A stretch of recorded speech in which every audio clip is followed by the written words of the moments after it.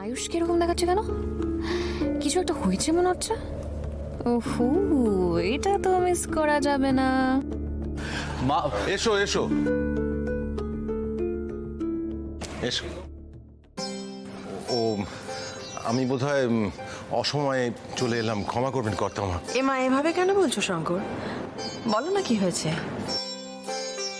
কর্তামা, ও অজয় আমার হবু জামাই, দুবাইয়ে চাকরি করে।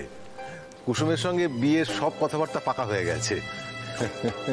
তো হপ্তাহ দুয়েক পরেই বিয়ে আর কি। আপনার সঙ্গে আলাপ করাতে এলাম।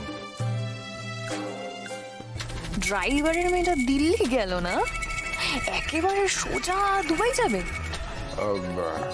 এত তাড়াতাড়ি সব ঠিক হয়ে গেল? বড়বাবু, ও তো বিদেশে চাকরি করে, ছুটিতে এসেছে। তো ও এসে বিয়ে করে কুসুমকে নিয়ে একবারে চলে যাবে, বিদেশ পাড়ি দেবে।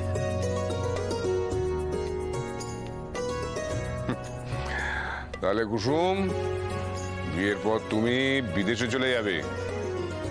এই প্রণাম করো, চল।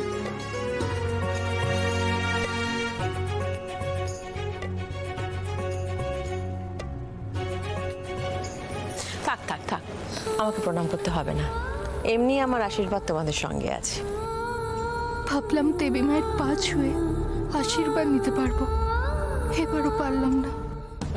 আমার বলার কোনো অধিকার আছে কিনা আমি জানি না, তবে সামনেই তো বিয়ে।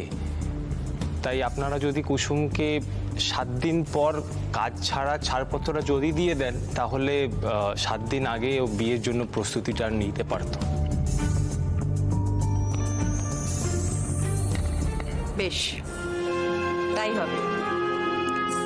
7 দিন পর থেকে কুসুম আর এ বাড়িতে কাজ করবে না। ধন্যবাদ। আর মাত্র 7 দিন আমি দেবী মায়ের সেবা করতে পারবো। আজ আসি তাহলে। চলো, আয় মা। দাঁড়াও,